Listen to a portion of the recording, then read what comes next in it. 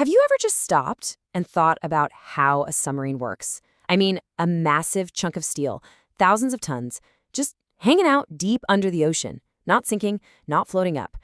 Today, we're going to dive into the incredible engineering that lets these machines control their depth with absolute precision. So let's just frame the problem right here. How does a machine like the one in the study, which weighs over 1,900 tons, just hover, perfectly still, deep beneath the waves? It's not sitting on the bottom, it's not bobbing on the surface. It's an unbelievable feat of engineering. To really get our heads around this, we have to start with the physics. It's all about a constant, high-stakes balancing act between two huge, invisible forces pushing and pulling on the sub at all times. Okay, so the first force, the one we all learned about in school, is buoyancy. It's that upward shove the water gives anything you put in it. This is the force that's always trying to push the submarine right back up to the surface, keeping it from just sinking like a rock. And on the other side of that fight, you've got good old gravity, always pulling the submarine down. So you have this constant tug of war, gravity pulling down, buoyancy pushing up. Now, a sub can adjust its buoyancy by flooding or emptying its ballast tanks with water, but that's kind of slow and clunky. For the really precise second-by-second adjustments, they need something way more sophisticated. So what's the secret weapon for moving up and down with any kind of agility? Well, it turns out it's a piece of technology you're actually pretty familiar with, just in a different context. They're called hydroplanes. But really, the easiest way to think about them is that they are literally wings for the water. Instead of cutting through air, they cut through the ocean. And they are the key to controlling depth when the sub is on the move. In this drawing, it shows you exactly how it works. Just like an airplane's wing creates lift, a hydroplane does the same thing, but underwater. You just change their angle, and as water flows over them, it creates a force that pushes the sub up or down. But here's the catch, and it's a big one.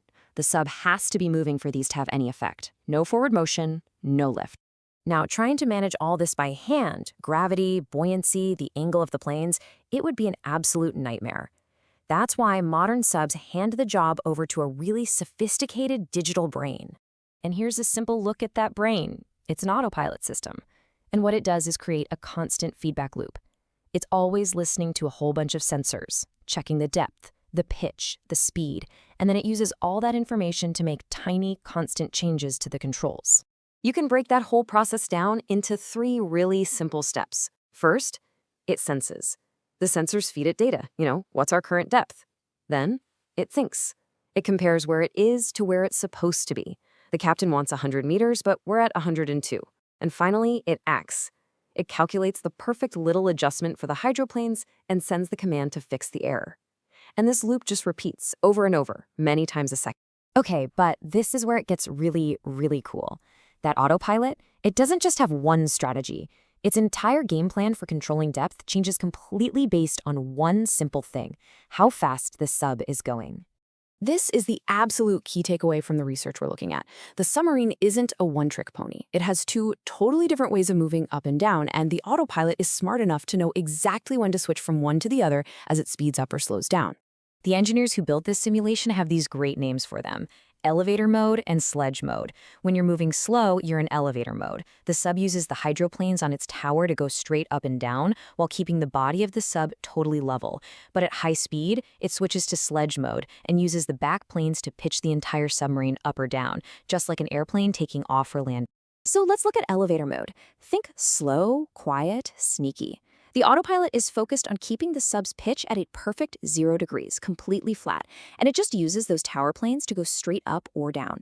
It's like a free elevator, just smoothly rising or falling without any tilting at all. It's perfect for stealth. But when you gotta move and change depth fast, you switch to sledge mode. The autopilot now uses those big, powerful hydroplanes at the back to angle the entire 1,900-ton sub. It pitches the nose down to dive or pitches the nose up to climb. The whole submarine basically becomes one giant wing flying through the water. And you can see it perfectly in these graphs from the actual simulation. Look at the left graph. That's the pitch angle. Right around the 150-second mark, the sub kicks into high speed and the autopilot immediately commands a steep 15-degree nose-down pitch. Now look at the graph on the right. What happens to the depth? It plummets. You can see exactly how pitching the sub down causes that rapid dive. It's a direct cause and effect. So, we've seen how these incredibly complex systems work, but this brings up a really important question. How on earth do you even start to design and test something like this? I mean, why build this whole complicated digital version of a submarine? Why not just build the autopilot, stick it in a real sub, and, take it for a spin and see what happens? Well, the answer, as the researchers put it so well here, is that, quote, late eras in the development can be extremely costly.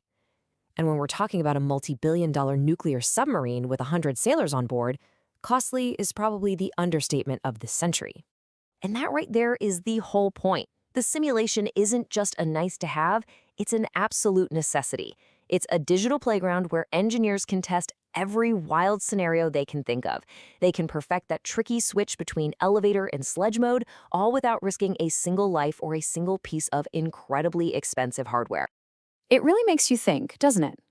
A submarine's elegant two-mode control system is this brilliant solution born from physics and amazing engineering, but it's totally hidden from view. It makes you wonder, what other complex machines that we see every day are hiding equally fascinating secrets right out in the open?